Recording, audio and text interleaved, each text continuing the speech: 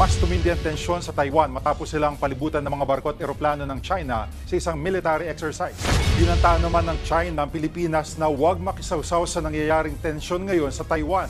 China mas naging agresibo, hindi na tinatantanan ang Taiwan. Jets ng China nakapalibot na sa Taiwan. Ang rehiyon ng Asia-Pasipiko ay muling nahaharap sa lumalalang tensyon, bunsod ng mga aktibidad militar sa pagitan ng China, Taiwan, at mga kaalyado ng Estados Unidos. Sasakupin na ba ng China ang Taiwan? Ano ang naging sagot ng Taiwan tungkol dito? Yan ang ating aalamin.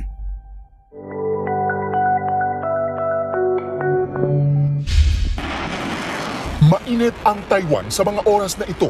Pinapalibutan sila ng mga eroplano at barkong pandigma ng China na tila pumuposisyon para lumusob. Ang Taiwan malapit lang sa Pilipinas, partikular sa Northern Luzon. Kaya naman, ang Armed Forces of the Philippines nakamonitor at naghahanda sa mga posibleng mangyari. Start planning for actions in case there is an invasion of Taiwan. If something happens to Taiwan, inevitably, we will be involved. Babala naman ng China sa Pilipinas, huwag daw tayong makisawsaw sa isyu ng Taiwan. Tila nagbabanta pa ang tono ng China sa pagsasabing ang sinumang nakikipaglaro sa apoy ay masusunog. Buwelta naman ng Malacanang, wala tayong balak makialam, pero ibang usapan kung madadamay tayo. Lalo't mahigit 250,000 OFW sa Taiwan ang madadamay kapag nagkagera.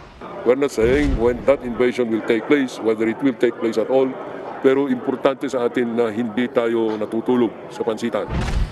Sa kabila ng pagbabawal sa atin ng China na makialam sa isyu nila sa Taiwan, wala namang patumanggang nakikialam man China sa pagbili natin ng fighter jets sa Amerika.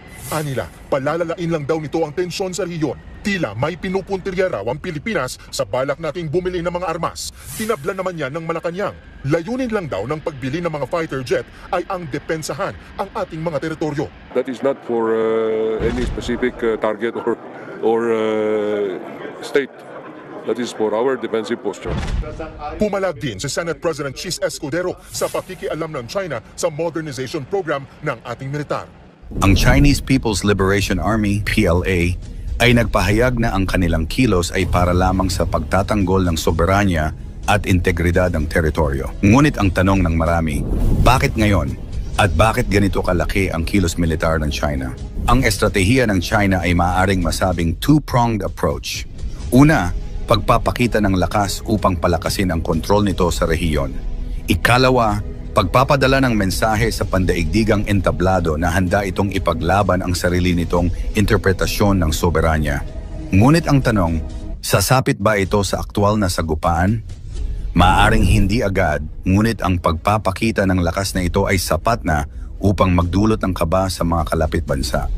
Lalo na kung isa sa alang-alang ang posibilidad ng pagsuporta ng US sa Taiwan. Kung sakaling magpatuloy ang ganitong tension, may malaking panganib ng pagkakaroon ng hindi sinasadyang insidente. Ang pagkakaroon ng China ng mga barkong pandigma at sasakyang panghimpapawid sa Taiwan ay posibleng magdulot ng aksidente na maaring mag-escalate pa sa isang mas malaking sagupaan. Ang ganitong senaryo ay maaring maapektuhan hindi lamang ang ekonomiya, kundi lalo na ang seguridad ng rehiyon. Para sa Beijing, ang Taiwan ay bahagi pa rin ng kanilang teritoryo at itinuturing nilang ito ay isang domestic affair. Ayon sa mga ulat, tinutulan ng Beijing ang anumang pahayag mula sa Taiwan na nagsasabing sila ay isang independenteng bansa. Mula sa pananaw ng Beijing, ang pagkakaroon ng military drills sa rehiyon ay isang paraan upang subukan ang kakayahan ng Taiwan na tumugon sa banta ng paglusob. Pagsasanib puwersa ng Estados Unidos at Pilipinas. Bilang tugon sa mga hakbang ng China, muling pinagtibay ng Estados Unidos at Pilipinas ang kanilang alyansa sa pamamagitan ng pagsasagawa ng kamandag o venom drills. Ang 10-araw na pagsasanay na ito ay nagsimula sa hilagang bahagi ng Luzon, kung saan tinutok ang kanilang atensyon sa coastal defense at live fire exercises. Ayon kay Major General Arturo Rojas ng Philippine Marine Corps, ang mga pagsasanay ay bahagi ng pagpatibay ng depensa ng Pilipinas at naglalayong palakasin ang kakayahan ng kanilang mga sundalo na magtanggol sa mga posibleng banta mula sa China. Kasabay nito, Ipinahayag ni Cato Stewart Glenn ng US Marines na ang pagsasanay na ito ay bahagi ng kanilang estratehiya upang matiyak na handa ang kanilang puwersa sa anumang contingency sa rehiyon. Bagamat itinuturing itong bahagi ng regular na pagsasanay, hindi maikakaila na ang timing ng mga drills ay isang tugon sa agresibong hakbang ng China. Bukod sa Pilipinas, sumali rin sa mga pagsasanay ang ilang tropa mula sa Australia, Britannia, Japan at South Korea na nagpakita ng suporta sa layunin ng rehiyon na mapanatili ang kapayapaan at katatagan. Pananaw ng iba pang bansa sa rehiyon. Habang patuloy na umiinit ang sitwasyon sa pagitan ng China at Taiwan, patuloy na nagmamasid ang Japan sa mga hakbang ng China. Ayon sa Japanese Maritime Self-Defense Force, naitala nila ang presensya ng Chinese aircraft carrier na CNS Liaoning malapit sa kanilang teritoryo. Ang Liaoning, kasama ng iba pang warships ng PLA Navy, ay nagsagawa ng operasyon malapit sa Yonaguni Island na isang senyales ng pagpapalakas ng puwersa ng China sa karagatan sa paligid ng Japan. Bilang tugon, nagpadala rin ang Japan ng mga fighter aircraft upang subaybayan ang galaw ng China sa rehiyon. Ayon sa kanilang pamahalaan, patuloy nilang babantayan ang aktibidad ng PLA Navy sa rehiyon bilang bahagi ng kanilang pagtugon sa mga pagbabanta sa seguridad. Para sa Japan, ang kanilang pagpapakita ng puwersa ay isang mahalagang hakbang upang maipakita ang kanilang determination sa pagprotekta sa kanilang teritoryo at karagatan. Diplomasya sa gitna ng tensyon. Habang nagpapatuloy ang pagpapakita ng puwersa, patuloy ding isinusulong ng mga bansa ang diplomasya upang maiwasan ang mas malalang sitwasyon. Sa isang pahayag mula sa US State Department, nanawagan sila sa China na iwasan ang mga aksyon na maaaring magdulot ng mas matinding tensyon sa rehiyon. Ayon sa Estados Unidos, patuloy silang maninindigan sa kanilang One China policy, ngunit hindi nila pababayaan ang Taiwan sa oras ng pangangailangan. Ipinahayag ng mga opisyal ng US na ang kanilang alyansa sa rehiyon ay nananatiling matatag at patuloy nilang susuportahan ang mga bansa na nagtataguyod ng kalayaan at demokrasya. Ang Taiwan, kanilang panig ay patuloy na nananawagan para sa suporta mula sa pandaigdigang komunidad.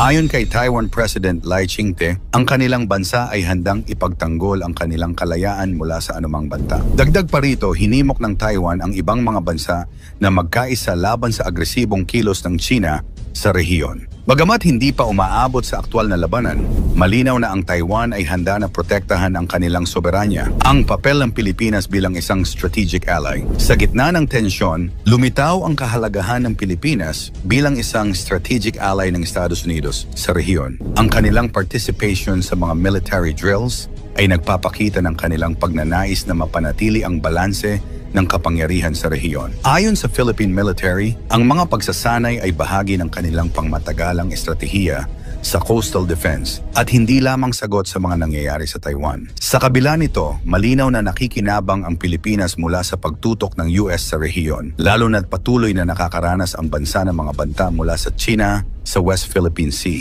Kasabay ng mga ito, nananatiling aktibo ang diplomatikong relasyon ng Pilipinas at China sa kabila ng mga alitan sa teritoryo. Sa mga nakaraang pahayag, iginiit ng pamahalaan ng Pilipinas ang kanilang karapatan sa kanilang teritoryo, kasabay ng panawagan na magpatuloy ang usapan upang maiwasan ang karahasan. Gayunpaman, nagiging hamon para sa Pilipinas ang balanseng relasyon sa pagitan ng China at ng kanilang tradisyonal na kaalyado, ang Estados Unidos. Epekto ng tensyon sa rehiyon ng Asia-Pasipiko. Ang patuloy na tensyon sa pagitan ng China, Taiwan at mga kaalyado ng Estados Unidos ay may direktang epekto sa kapayapaan sa buong rehiyon ng Asia-Pasipiko. Ayon sa mga eksperto, ang bawat kilos ng mga pangunahing bansa sa rehiyon ay maaaring magdulot ng epekto sa ekonomiya, diplomasya at seguridad. Bukod sa pangangailangan ng karagdagang pondo para sa military drills, nagiging hamon din ang pakikipag-ugnayan sa pagitan ng mga bansa upang maiwasan ang eskalasyon ng tensyon. Para sa Taiwan, ang presensya ng mga warplanes ng China ay isang direktang banta sa kanilang seguridad. Samantalang para sa China,